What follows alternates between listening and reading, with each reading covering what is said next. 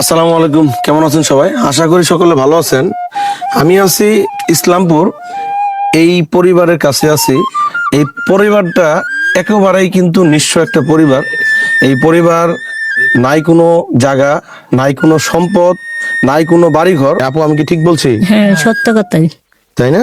জি আচ্ছা, এই যে কিছুদিন আগে ওই জুয়েল ভাই আসছিল। জি, দোকান করে দিবে চাইছিল, তারপর জায়গা কিনি বাড়ি করে দিবে চাইছিল। আর যেদিন আইছিল ওই দিন 5,000 টাকা দিছিল, তাই? আশ্বাস দিয়ে গেছিল। এই আচ্ছা, এই মাঝে তাহলে কি হইলো মানে? অন্যজন একটা লুকাইছিল, আয়ে পরে উনি আবার একটা দোকান করে দিয়ে গেছে, ওইখানে জুয়েল ভাই আর আসে নাই। তাই? জুয়েল ভাই, আপনার প্রতি অনেক আকুল আবেদন জানাচ্ছি। আপনার আপনার ভিডিওতে এই আমার আপু, এই আপু কিন্তু ইন্টারভিউ দিছে, তার কিন্তু বাড়ি ঘর এবং কি এই জায়গাও নাই।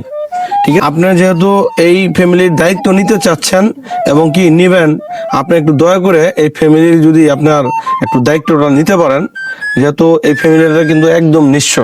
কি নিঃস্ব না? জি নিশ্চয়ই, পড়ার বাড়ি থাই বুঝেন নাই, নিশ্চয়ই তো। তাই না? কোনো এক ভাই যদি চান এই ফ্যামিলিটাকে যদি একটু সহযোগিতা করে তার যদি বাড়ি ঘরের দায়িত্ব নেন, তাহলে আমি মনে করব আমার জীবন ধন্য, এবং কি এই যে আমার আপু আছে, আপুর জীবন ধন্য হবে। এই জায়গার মধ্যে, যেহেতু এই জায়গাটা অন্যজনের জায়গা, আপু আপনার যে কোনো ভাই প্রবাস থেকে হোক, যে কোনো জায়গার থেকে হোক, আপনার এই জায়গা যদি যদি কিনে দেয়, ঠিক আছে, তাহলে কি আপনি অন্য জায়গায় যাবেন? জামুই হুম, জামুই কিনে দিলে জামুই। তাই না? জি করে আল্লাহ জায়গা জিনতি হই কেলা জায়গা কিনে দিব, বাড়ি ঘরের ব্যবস্থা করে দিব, তাতে আমরা শান্তি।